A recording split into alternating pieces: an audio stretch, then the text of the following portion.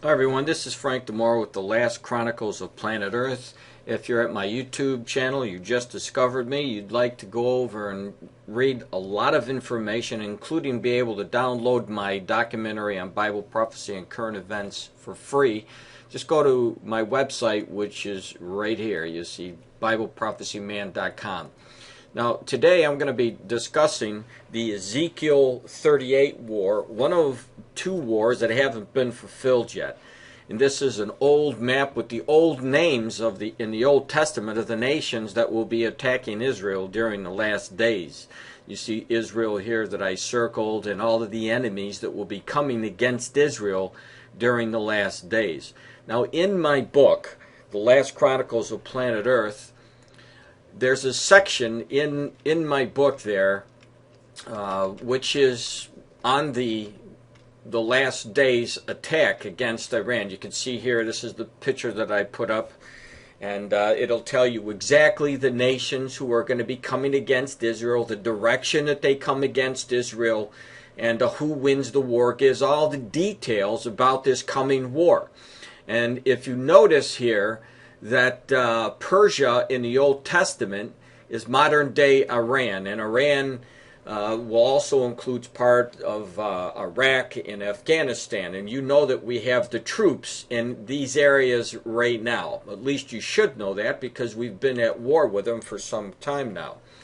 So keep in mind Iran and of course Iraq and Afghanistan to be all lumped together, but there'll be other nations that will be coming down. But for this purpose of this YouTube, I'm going to center on Iran.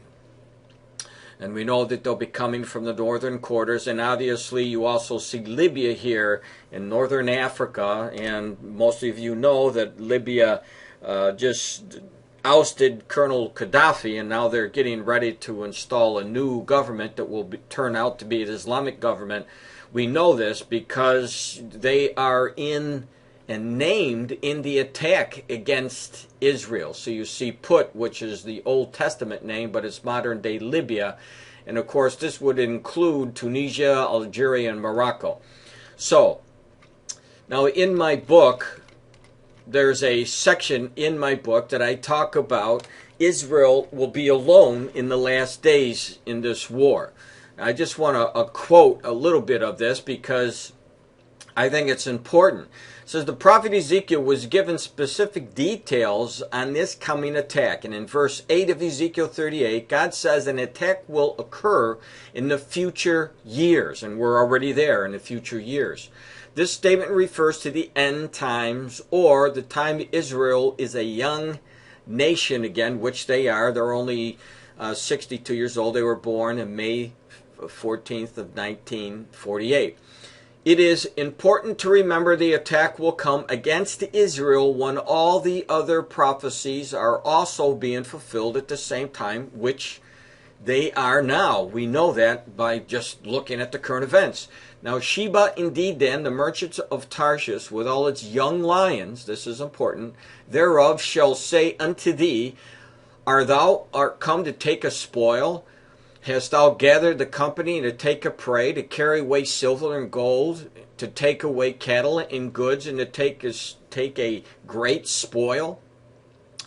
Now, as the attack begins, we see specific nations that are mentioned which only give their formal protest against the invading army. So when they talk about these formal protests here, who's giving it? Sheba, Dedan, the merchants of Tarshish, and the young lions. Well, when you know who these countries are and you look at current events, they're really astonishing, because that's exactly what's happened now. Now, Sheba in Dedan is modern-day Saudi Arabia. And Great Britain is modern-day Tarshish, a seafaring nation in the Old Testament. So Great Britain is modern-day Great Britain, which is in the Middle East right now. And now Great Britain's insignia is the lion. And guess who the young lions are as referred to in the scriptures? The young lions, obviously, in the United States, Canada, and Australia, the break-off from Tarshish, the Old Testament. And guess who's in the area?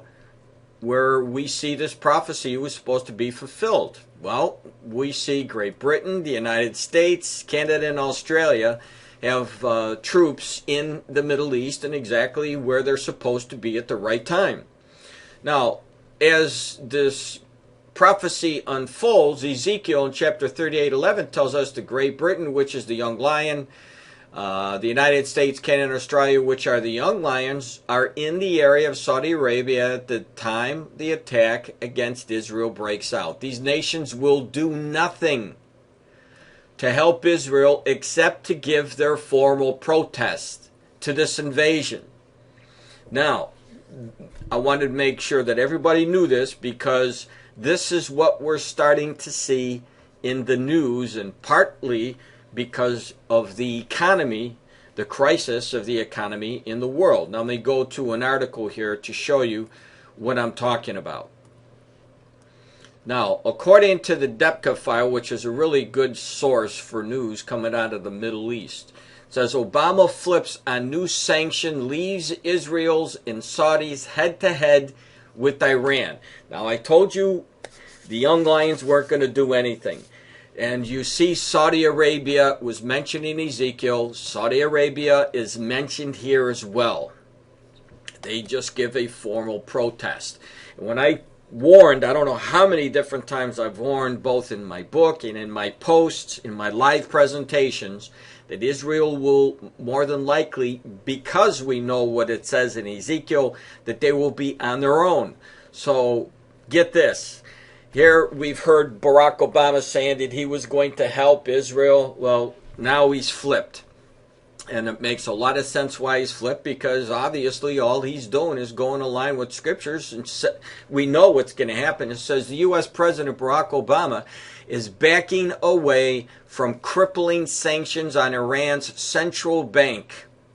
They made a mistake here. They put bank twice. But anyway, it says, and an embargo on its oil trade. This was decided shortly before the International Atomic Energy Agency was due to confirm Tuesday or Wednesday, November the 8th through the 9th, that Iran's clandestine military nuclear program that had reached the point of no return.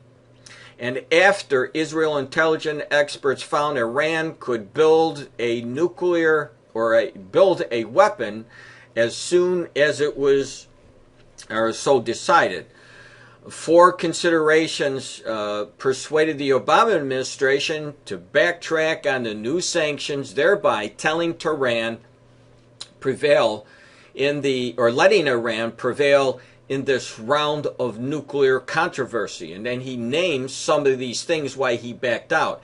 It says, number one, because it is too late. Even the harshest sanctions would not alter the fact that Iran has arrived at the position whereby it is capable of building a bomb or warhead anytime it chooses.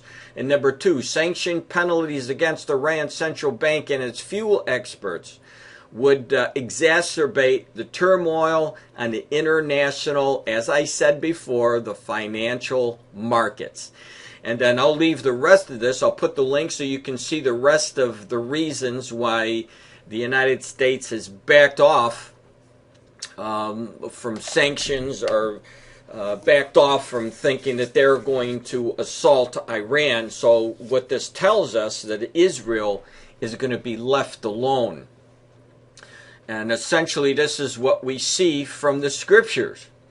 Now, here is a little note from Decafile. It says, Decafile intelligence source report that Russia and China would not only cast their votes against stiff penalties, but disrupt them through marketing mechanisms that they have already put in place by bypassing international restrictions on Iran's foreign banking and exports. So we see the effects.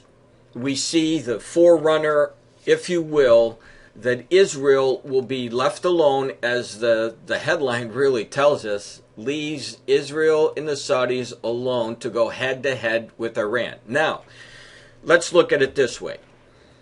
Israel's not going to have a chance or an opportunity not to attack, because they know that if they allow Ahmadinejad from Iran to continue on, then there's going to be massive problems, because the president of Israel, the prime minister of Israel, knows that Ahmadinejad wants to run Israel out of the country. He wants to not only run them out of the country, but destroy them, wipe them off the face of the map. And Israel has stated over and over they cannot let that happen, and they will not let that happen. So where does that lead us to?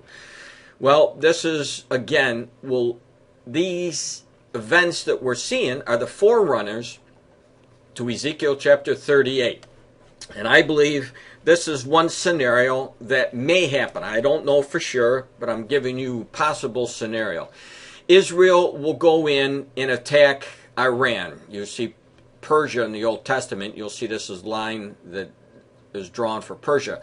So when Israel attacks Iran, there will be a backlash from these nations from Psalm 83. And these nations are the nations that border Israel. And this is another war that hasn't been fulfilled yet. Psalm 83. You see it here, nations listed in the Psalm 83 war. And these are the nations who have been presently, for the last almost 2 years now, stalled in the Middle East peace talks. And there's been a lot of chatter for the last 2 years about attacks against Israel because the peace process fell apart. The PLO in Gaza and the Hamas and these other PLO factions have been sending rockets into Israel because they want to recapture Jerusalem. You see the gates of Jerusalem right here, or the gate. This is the eastern gate. And they want to recapture East Jerusalem to make it their capital of the Palestinian state. So when Israel goes in and attacks Iran, the nations who hate Israel will take up arms because they're aligned with Iran, and then you might see the fulfillment of Psalm 83. Now, we see a lot of activity in Syria. Here's number 10. Syria is listed in that attack.